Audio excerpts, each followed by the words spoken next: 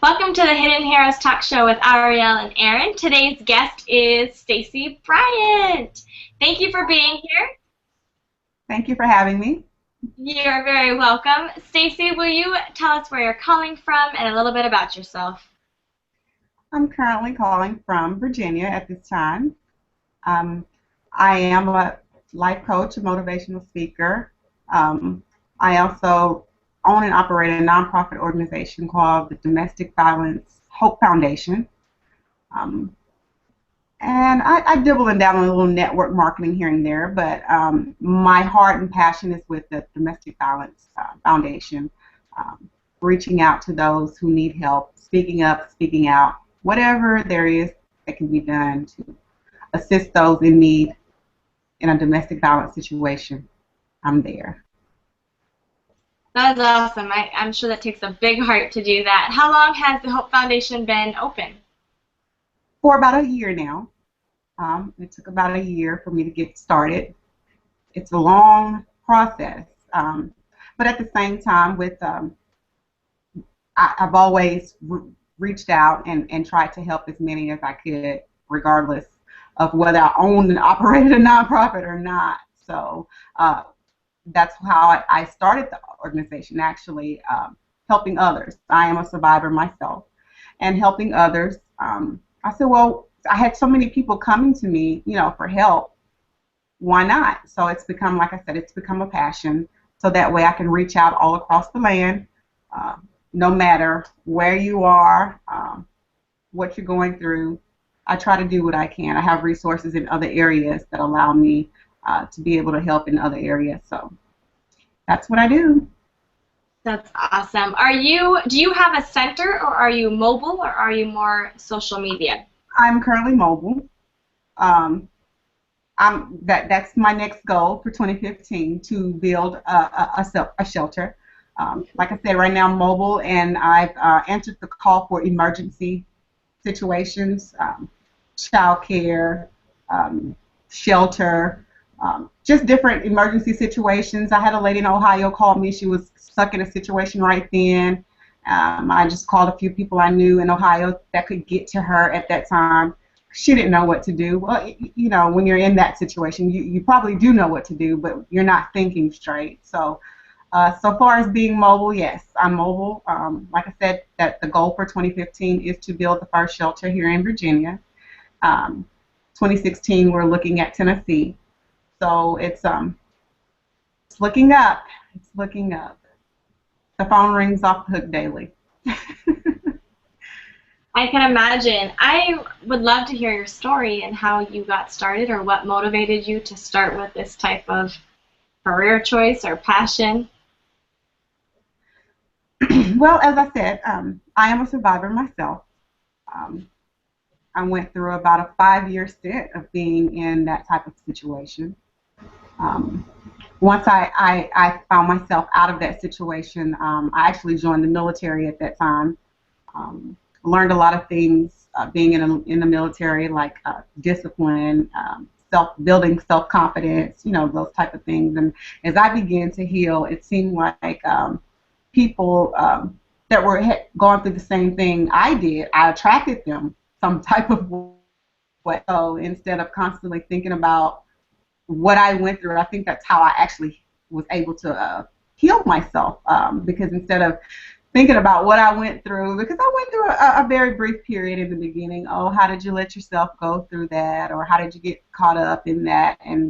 And so instead, people were reaching out to me, and I just threw myself into assisting and helping them. And before I knew it, like I said, it took over me, and I said, well, I need to do something bigger, because having 4 or 5 people call me every day, I can't just do this by myself. So that's actually how the Hope Foundation started. So I started the Hope Foundation, and at first it was just me. Now I have a couple of family members that assist me in other areas, with getting calls, doing events. I'm really big on candlelight vigils.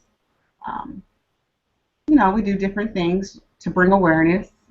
We try to raise money to help the families of those who are displaced. Um, so we do quite a few things. And as I said before, it just turned into a passion that outgrew me.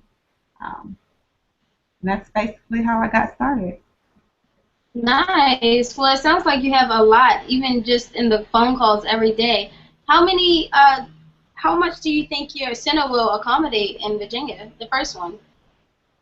Well, the plans that we have set, it should accommodate 7 families at one time. Nice. 7 families at one time. I kind of want to keep it to like a family atmosphere to help make them feel comfortable. And how Um, long can they stay? well, really, in situations like that, each situation is different. So basically the way I would like my shelter to be set up, I don't want it the norm. Everyone has all these standards and things you have to live by. Or you have 20 days to do this, you have 30 days to do that. Each situation is different, and you sometimes can't put a time limit on that. The way I would like for the resources to be set up is to, if there's a family that comes in and they're not self-supporting because of the situation they're in, maybe the person that was victimizing them is the one supporting everything. So that person is not, that victim is not self-supporting. So that may take a little bit longer for her to get on her feet, or financially able, finding job. It doesn't matter. I want to be able to set it up where it helps the victim be self-sufficient. Nice. I'm sure they'll really appreciate, not such a strict time limit, like, oh, you have 10 days to get there, or you have 20 days to do this, or you're out. That's really good, and it sounds like you're helping to build confidence. So, did you have anything else, like a book or anything you wanted to share with us? Yes, I do, and it's funny that you say helping build confidence. That's the name title of my first book, Building Self-Confidence. Um, it's a short ebook. It's nothing really long and drawn out. It's just a few steps that define it. It tells you what it does to you, what it can do for you, and it gives you exercises to help build that. And that's basically it. I didn't want a really long book to bore anyone, or to turn them off and, oh my gosh, I can't understand this. No, something short, sweet, to the point, to help you build self-confidence within yourself. And building self-confidence in these type of situations is very, very, very important. One of the things that keep you stuck is low self-esteem, low confidence, no confidence, I can't, I don't think I can, those types of things. So if I'm able to help you build confidence in this particular situation, you will build confidence to be, as I've said, self-sufficient, supportive of your own self and your own needs, and the love for yourself. So yes, I do have a book. You can get it at Amazon.com. Like I said, it's a short 24-page ebook. But yes, it's very important that we have self-confidence. Do you also have a website? Yes, I do have a website. My website is www.stacyrbryant, that's STACYRBRYANT.com. That is the website. I can also be reached at the email address CoachStacyRBryant@gmail.com. If people wanted to be a part of what you're doing, or help or assist, are there opportunities that they could join you or find out more about it? Yes, there are lots of opportunities. Could use all the help I could get. It's hard doing things alone. Like I said, I have other people in other areas. So yes, there are many opportunities. When you go to my website, you can click on the domestic violence tab. That will get you straight to me. It tells you a little bit about Hope Foundation.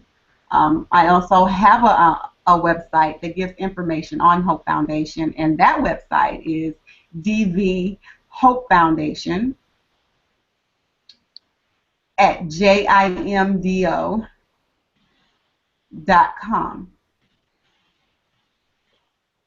Nice.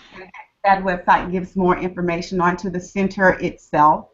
As I said before, StacyBryant.com. That website can get you to it as well. But there's more information. Events, current events are on that website.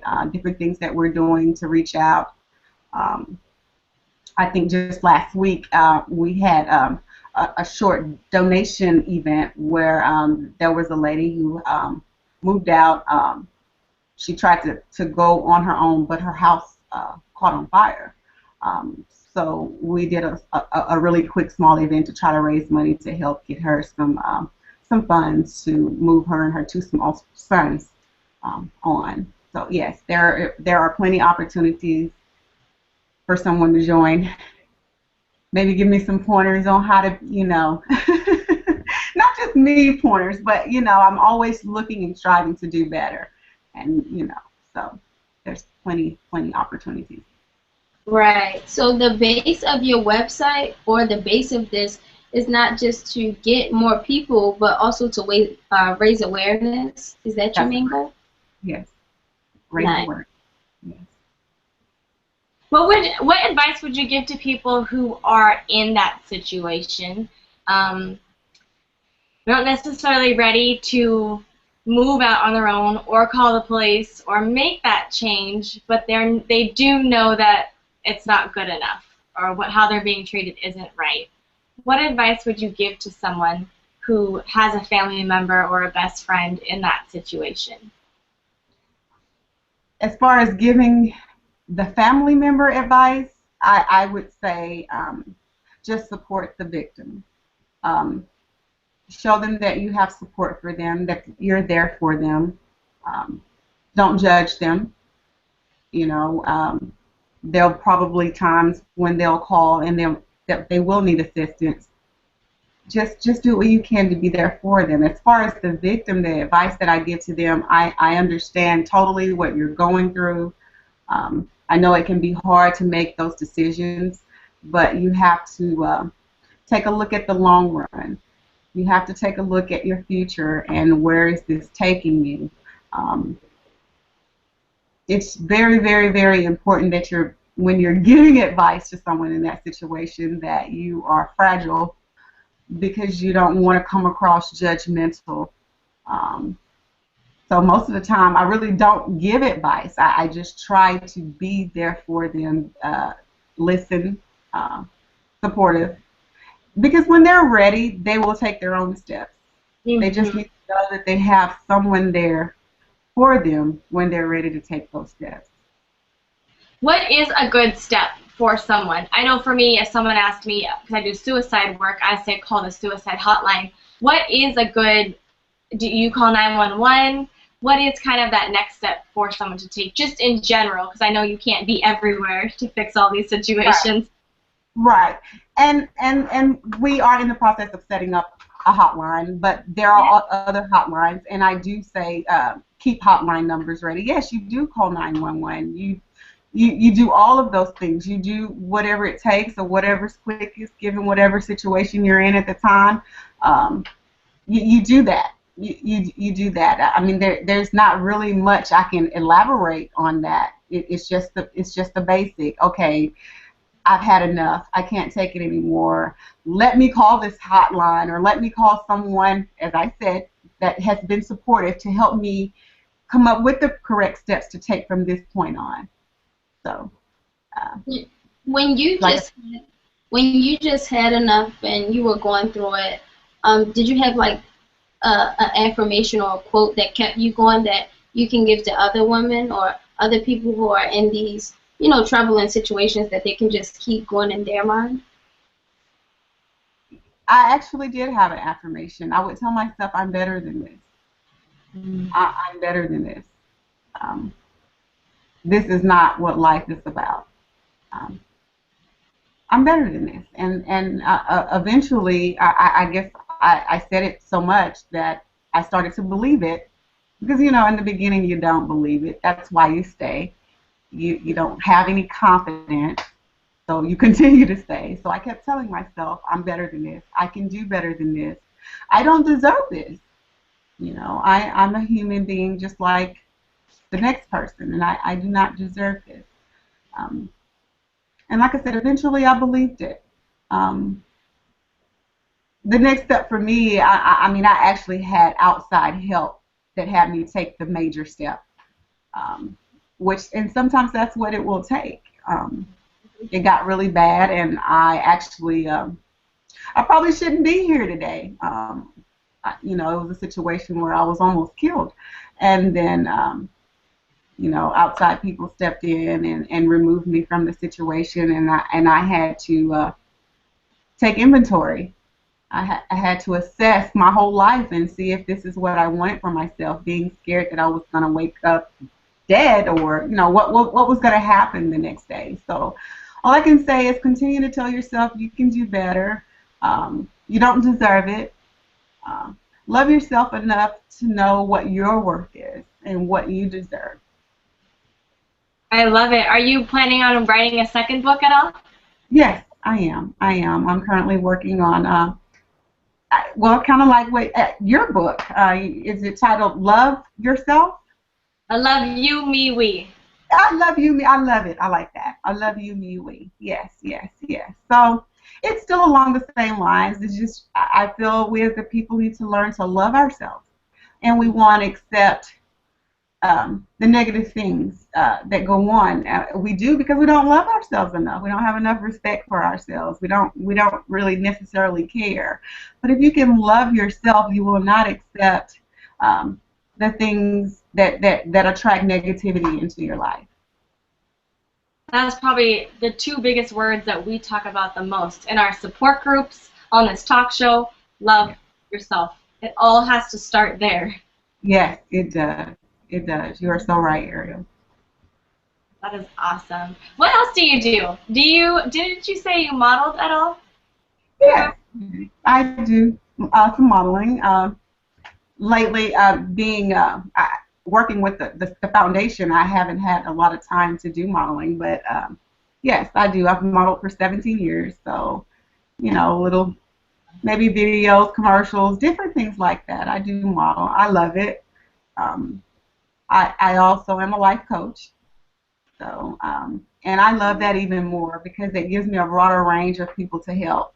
You know, starting the foundation, I was just stuck with domestic violence, but life coaching, and I've started a company behind that called Stiletto Boss. And what our goal is to each month we will find different awareness health issues to assist with raising awareness. Like I believe January coming up is like cervical cancer. Yeah, cervical cancer. So the life coaching has given me a broader range of those to help and build and build. As I always say, my thing is just helping others. There was a time when I needed help myself, you know, and now I feel I'm in a position where I can help others, and I want to do that. I just want to make a difference. That's awesome. It's very commendable. It's very beautiful to see someone who has fallen in love with themselves and then have found their passion or their niche or their gift in life. It's a very attractive thing. Thank you. Thank you. You're welcome. Before we wrap up, is there anything that you wanted to talk about that we haven't brought up yet? Oh, no, I think we've kind of about hit the nail on the head. I do want to ask or say if anyone would like to, like I said, I have opportunities open if you would like to give donations, if you would like to call and just give a hand. Any area that you can help, please do so. As I've given my website before, it's www.stacybryant.com. And my phone number and everything is there on the website, so I'm easily to be reached. I would greatly appreciate it, and it would be help. It would be a great help to someone who needs help. That's what I say. Are you guys doing anything in regards to the holidays? The holidays, this holiday season, no. We were going to, but I had so many things at one time. I kind of got overwhelmed for a moment. So sometimes you know, and it's okay. Sometimes you have to take a step back, reassess, replan. I do. My kids and I, we're going to go to the hospital and see the the kids cancer patients on Christmas. So that's basically all I have for this season. But we do I think that's pretty good. Yeah, that's big. That's big. try to hand out a few toys to those who can't be home and are hospitalized on Christmas Day. Oh, But we do have big plans for 2015. We do. We have great big plans, and I cannot wait. I'm excited for the new year to get this ball rolling with new and improved ways of helping others. Nice. I'm excited. We're both excited for you for the new center. That's like, it's so great. And that's what we need. We need more people to, come through things and not just say, "Ooh, I made it," but "Ooh, I made it. Let me help somebody else make it." That's what matters. That's so great. Yes. Yes. well, Stacey, it's been an absolute pleasure having you on here. Do you have a quote that you want to share with us before we leave? Yes, I do. I like the quote, "When you know better, you do better," by Maya Angelou. And that quote just sits with me because I think I stayed in my situation so long I didn't know any better. I actually thought it was the norm, you know. But when I learned better, I thought the need to do better. And I think that if others could get that on the inside of themselves, they can do better as well. You just have to believe in yourself. You have to believe in yourself. Well, one of my favorites, I have a lot of favorites, but one of my favorites that I actually shared on the show before is ask, believe, and receive. And that's Okay. like not just hope, but faith. Yeah. Ask for a better relationship, a better love for yourself, and Yes. believe that it can happen and you are capable of receiving it, and you'll receive it. So I think that's great, and I think it ties into everything. That's why I always bring it up. It's Yeah. just ask, believe, and receive. It does. It does. It does tie into everything. Brings it all together. I like that as well. Well, Stacey, you are truly one of our hidden heroes. So we appreciate you being on here. We love what you are doing. We will definitely post and share this with everyone so people can find out how to be involved. And it's been an absolute pleasure, and I hope you have a fantastic evening. All right. Thank you, Ariel, for having me, and you guys do the same. It was nice meeting you, Erin. Nice meeting you as well. Folks listening in, again, her website is stacyrbryant.com, and her book, which you have to check out, is Building Self-Confidence. And you have been listening to Hidden Heroes with Ariel and Erin. Have a fantastic evening. Bye-bye.